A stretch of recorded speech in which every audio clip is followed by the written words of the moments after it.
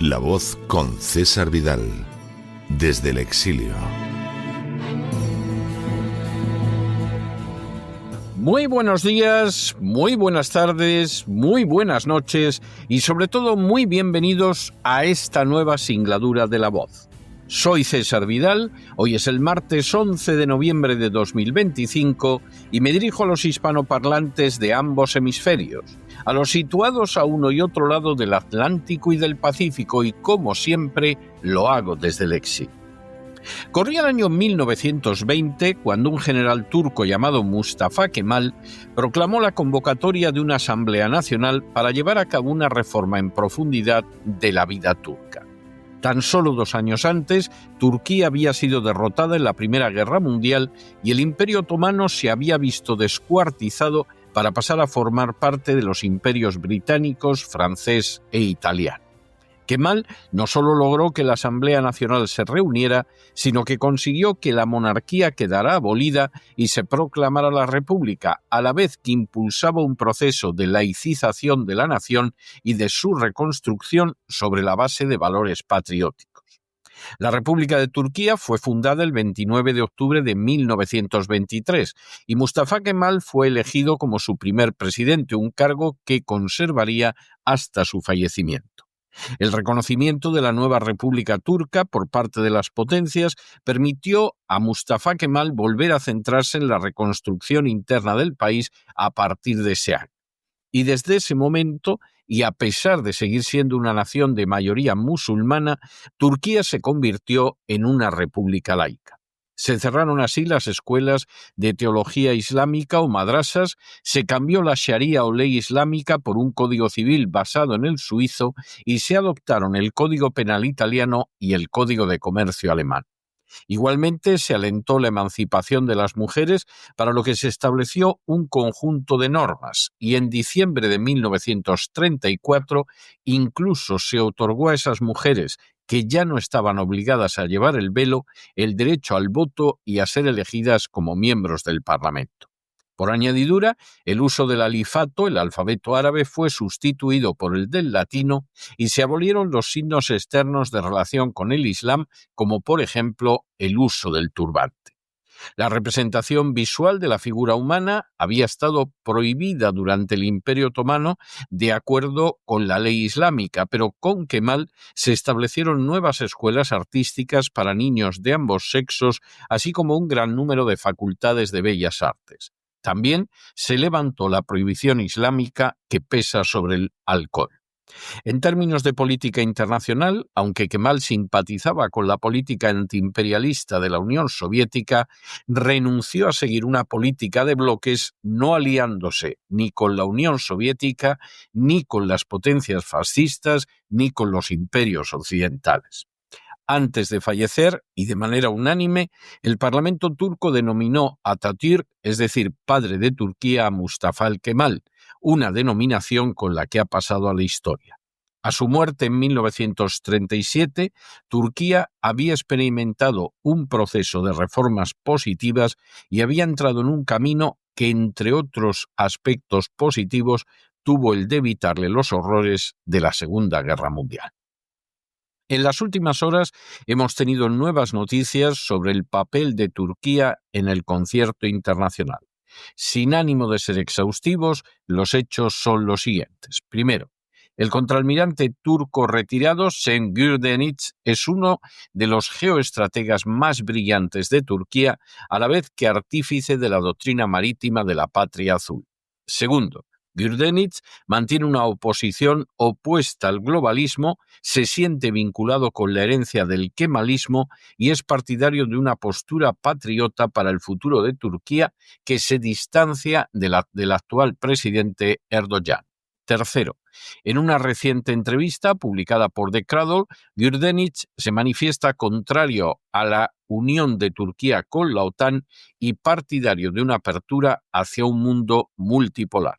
Cuarto, sus declaraciones tienen como contexto el nuevo impulso para que Turquía entre en la Unión Europea en unos momentos en que cuenta con el segundo ejército más grande de la OTAN y es vista por las capitales occidentales no como un socio, sino como una zona de amortiguación frente al auge de las potencias euroasiáticas. Quinto, Gürdenich afirma que estamos presenciando el segundo gran colapso del orden de seguridad global desde la Segunda Guerra Mundial. El primero se produjo después de 1990, cuando la Unión Soviética se disolvió de manera voluntaria y Washington expandió rápidamente su influencia por la Europa Oriental.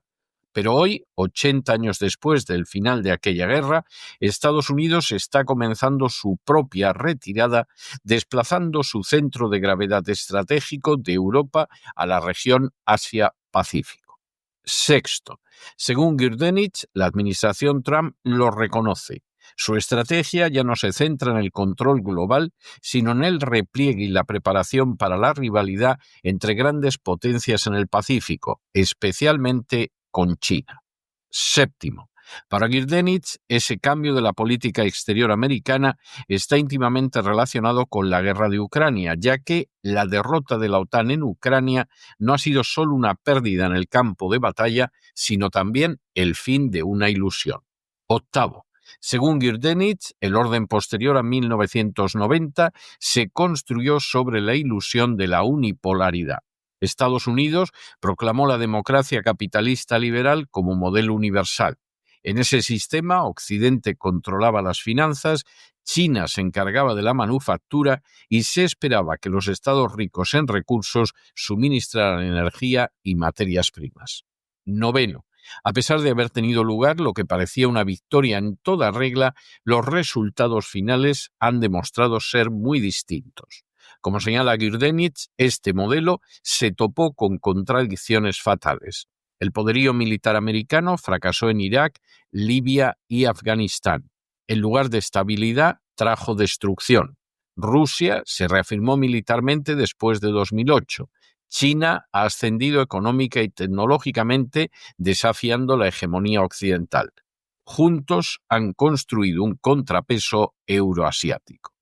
Décimo, si el fracaso en la guerra de Ucrania, precedido por otros fracasos en crear estabilidad en Asia y África, dañaron a Estados Unidos y a sus aliados, la situación se ha deteriorado todavía más con la guerra de Gaza.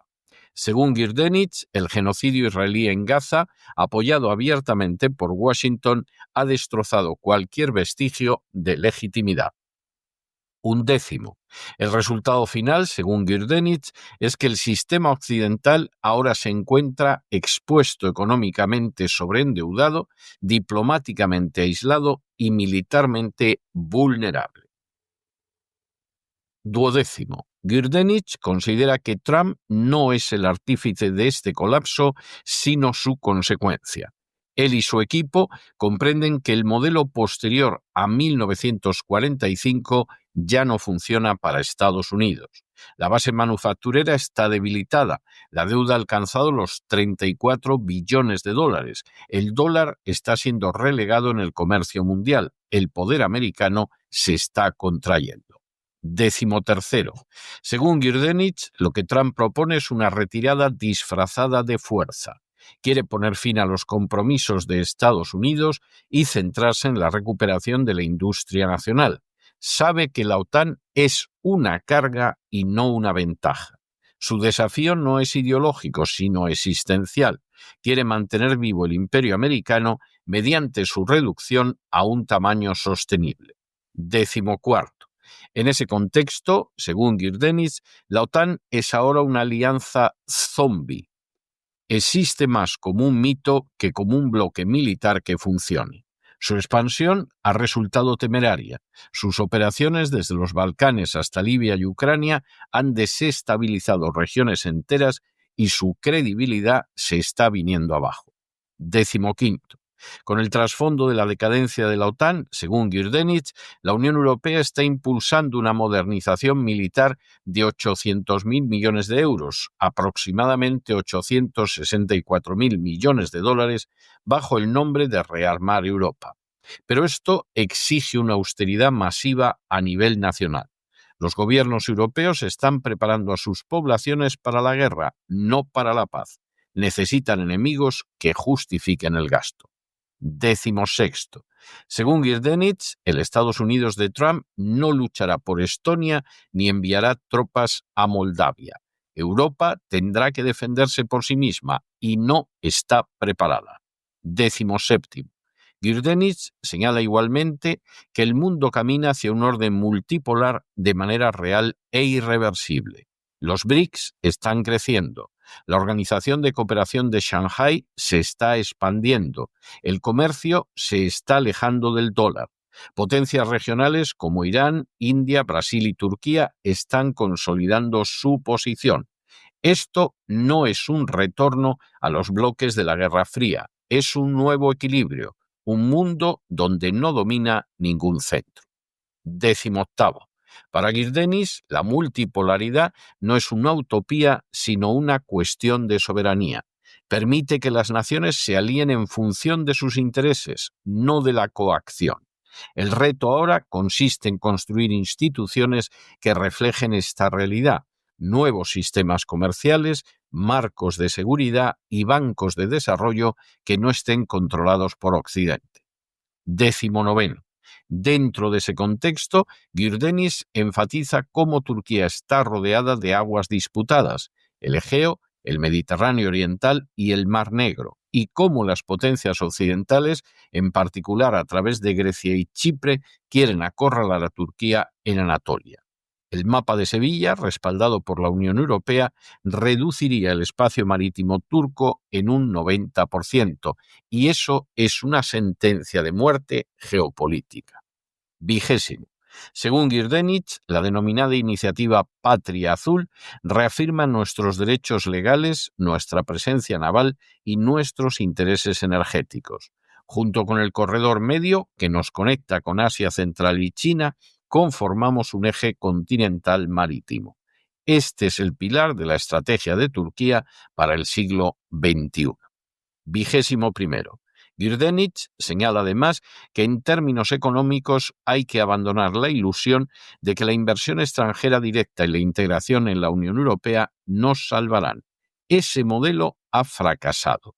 Trajo consigo deuda, privatizaciones y dependencia. Nuestra economía tiene que basarse en la producción, no en la especulación. 22.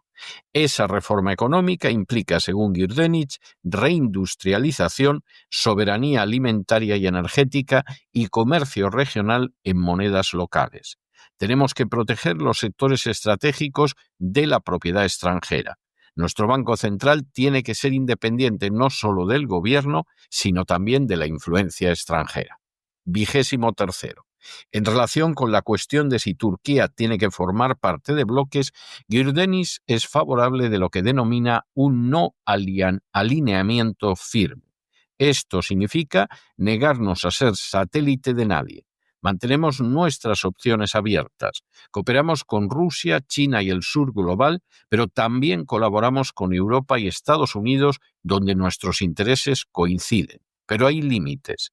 No nos sumaremos a regímenes de sanciones contra nuestros vecinos. No albergaremos bases extranjeras que tengan como objetivo a otros estados y no nos dejaremos arrastrar a las guerras fallidas de la OTAN. 24. Gürdenich se manifiesta muy crítico hacia la Unión Europea, señalando que los valores de la Unión Europea son selectivos. En lo que respecta a los derechos marítimos de Turquía, respaldan el maximalismo griego. En lo que respecta a Palestina, guardan silencio. En lo que respecta a los crímenes de Israel, los califican de autodefensa. En el mismo sentido, afirma que esto no es una cuestión de valores, sino de poder. La Unión Europea quiere a Turquía como zona de amortiguación, depósito de refugiados y fuente de mano de obra barata. Jamás nos aceptará como iguales y no deberíamos desear formar parte de ese club. 25. Gürdenich afirma además que el denominado mundo túrquico es nuestra esfera natural de cooperación. Desde Azerbaiyán hasta Kazajistán y Uzbekistán compartimos idioma, cultura e intereses estratégicos. La Organización de Estados Túrquicos aún está en sus inicios, pero tiene un enorme potencial. Esto no es nacionalismo, es diplomacia civilizatoria. 26. Gürdenich se muestra escéptico sobre los beneficios que la Unión Europea podría tener para Turquía, afirmando que durante 67 años Turquía ha esperado fuera de las puertas de la Unión Europea con la ilusión de que algún día seríamos aceptados como parte de Europa. La verdad es que nunca lo fuimos ni nunca lo seremos. La Unión Europea nunca ha apoyado ninguno de nuestros intereses geopolíticos fundamentales.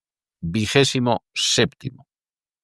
Gürdenich afirma igualmente que lo único que la Unión Europea desea de Turquía es involucrarnos en su debilitado aparato de seguridad en un momento en que temen ser abandonados por Estados Unidos. 28. A continuación, Gürdenich se formula la siguiente pregunta. ¿Renunciará Turquía a su autonomía estratégica, a la sangre de sus soldados y a la dignidad de su nación ante una entidad que siempre la ha considerado un puesto de avanzada útil, pero nunca un igual? 29. Al respecto, Gürdenich afirma sobre la Unión Europea que debemos mirarla a través del prisma de la historia, de nuestra soberanía, de la visión de Atatürk y de la realidad de que Europa está en decadencia. Y 30. Gürdenich afirma que el camino a seguir no es perseguir ilusiones en Bruselas, es volver a los principios kemalistas, integrarnos en el emergente siglo asiático y asegurar nuestro destino geopolítico en Eurasia, en nuestros términos, no en los suyos. El análisis del contraalmirante Gürdenich es uno de los más lúcidos y sólidos en la actualidad en relación con la política internacional. De entrada, Estados Unidos ha fracasado en su plan de mundo unipolar posterior a la caída de la Unión Soviética. Las guerras en que ha intervenido e interviene han desgastado su poder y la sensatez obliga ahora a desplazar el foco internacional del Atlántico al Pacífico y a reducir las dimensiones del imperio precisamente para poder prolongar en el tiempo su existencia. En ese sentido, la OTAN constituye una pesadísima carga que no beneficia en absoluto a los Estados Unidos. En paralelo, la Unión Europea presenta un panorama que deja mucho que desear. Frente al crecimiento económico real, se ha entregado un crecimiento especulativo. Su sistema de valores es totalmente selectivo e hipócrita. La carga de la deuda pública resulta insoportable. Trata de manera muy desigual a los diferentes miembros y en lugar de prepararse para la paz, se adiestra para una guerra que empeorará la vida de los europeos y que los sitúa en una tesitura más que peligrosa. Ante situaciones así, la política más sensata para la inmensa mayoría de las naciones, entre ellas Turquía, es optar por una renuncia a los bloques, por una colaboración con todas las naciones de acuerdo con sus intereses y sin verse subordinadas a ninguna potencia, y el seguimiento de unas directrices patrióticas que eviten convertir a cada nación en un mero peón. En ese sentido, la pertenencia a la OTAN constituye un verdadero peligro para la paz, el bienestar y la soberanía nacionales, y la Unión Europea ciertamente no cuenta con el menor atractivo. La propuesta de Gürdenich constituye no solo una muestra de enorme sensatez y sagacidad políticas, sino también de justicia internacional y de diseño de la política del futuro.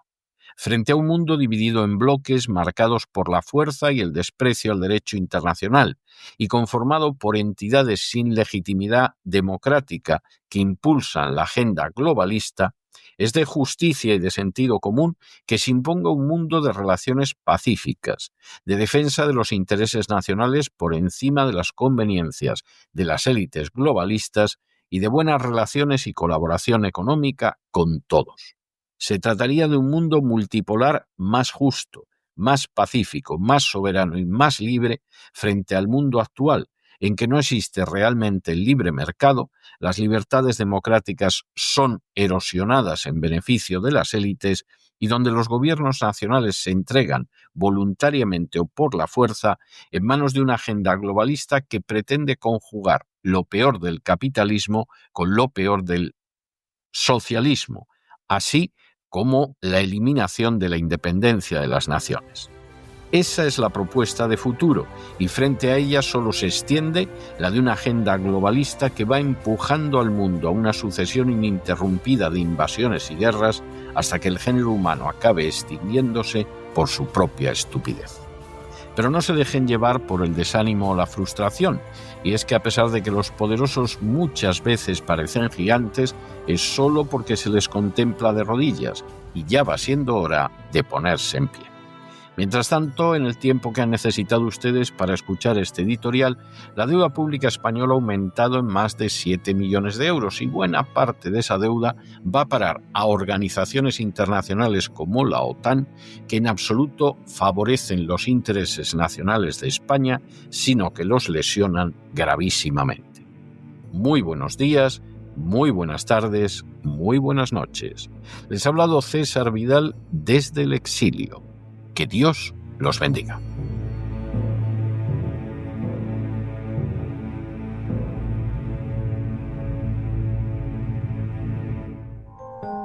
Sección patrocinada mediante crowdfunding con el siguiente mensaje: Nuestro Señor Jesucristo, el único Dios verdadero, es misericordioso y nuestro Salvador.